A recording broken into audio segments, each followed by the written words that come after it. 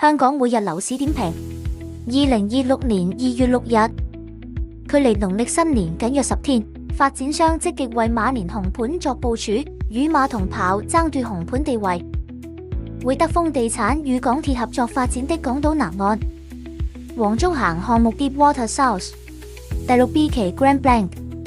昨日公布流書並將短期內上載至網站。6 B 期共涉154伙，全為3房及4房設計，3房單位佔近60%，實用面積862至1696平方尺，頂層1伙天際特色湖，實用面積達2642平方尺，另5伙平台特色湖，面積介乎837至1620平方尺。項目會於農曆年後開放示範單位及招標發售。